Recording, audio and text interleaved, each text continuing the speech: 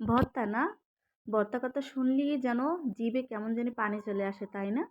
আর যদি হয় ধনিয়া পাতার ভর্তা আর যে কোনো ভর্তা, তাহলে তো কোনো কথাই নেই। তো আসসালামু আলাইকুম everyone, welcome back to my channel. তোমাদের মাঝে আবারও একটা আমি ভর্তা রেসিপি নিয়ে চলে আসছি। কে কে ভর্তা পছন্দ করো অবশ্যই কমেন্টে জানাবে। আর কিসের ভর্তা চাও অবশ্যই আমাকে জানাবে, আমি তৈরি করে তোমাদেরকে দেখাবো। তো চলুন। তো এখানে আমি 2টি উম ধনিয়া পাতা নিয়েছি। এখন শীতকাল, অনেক ধনিয়া পাতা পাওয়া যায়। তো ধনিয়া পাতাগুলো আমি বেছে এখন ধুয়ে পরিষ্কার করে নিব। তো ধনিয়া পাতা আমি তৈরি করতে কি নিব? রসুন কুচি, তারপর নিয়েছি পেঁয়াজ কুচি আর নিয়েছি কাঁচামরিচ কুচি। এখানে রসুনের পরিমাণটা, পেঁয়াজের পরিমাণটা একটু বেশি দেওয়ার চেষ্টা করবেন। তো এখানে আমি একটা প্যানে দিয়ে দিলাম তেল ৪ থেকে ৫ টেবিল।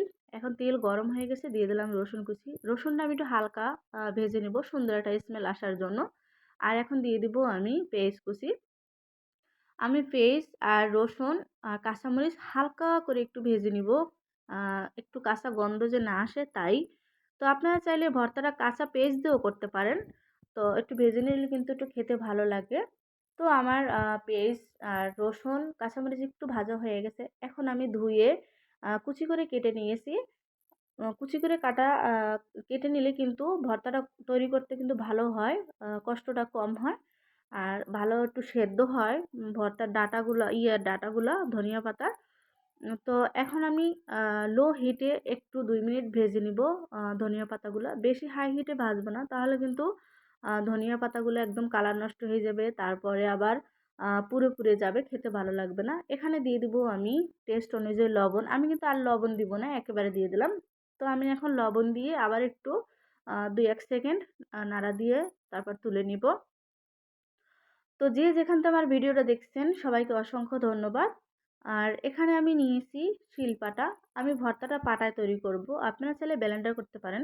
তো মা খালারা বলেছে যে যে কোনো মশলা বা ভর্তা যদি পাটায় তৈরি করা হয় তাহলে কিন্তু খেতে অনেক ভালো লাগে। তো এভাবে আপনারাও বাসায় তৈরি করবেন। আর কিভাবে কালার ঠিক রাখে তা তো দেখতেই পারলেন, বুঝতে পারছেন। তো এভাবে আমি ভর্তাটা এখন তৈরি করব। আর নতুন বন্ধুরা যারা এখনও আমার চ্যানেলটা সাবস্ক্রাইব করো নাই, প্লিজ সাবস্ক্রাইব করে আমার চ্যানেলের পাশে থাকবা আর বেল আইকনটা অন করে রাখবা। আমি নতুন ভিডিও দিলে তোমাদের কাছে উম, চলে যাবে। তো এখন আমি এভাবে ভর্তাটি তৈরি করে নিয়েছি। আর ভর্তাটি একদমই মিহি করে চেষ্টা করবেন তৈরি করার জন্য। যদি একটু আঁশ থাকে খেতে কিন্তু ভালো লাগে না। তো এখানে আমি কিন্তু আর কোনো উপকরণ দেব না, আমার সমস্ত উপকরণ কিন্তু দেওয়া হয়ে গেছে। আর আমার ভর্তাটা তৈরি করাও শেষ। এখন আমি ভর্তাটা পাটা থেকে তুলে নিব। তো আমি ভর্তাটা পাটা থেকে তুলে একটা বাটিতে নিয়েছি। এখন দিয়ে দিব আমি উপর থেকে সরিষার তেল।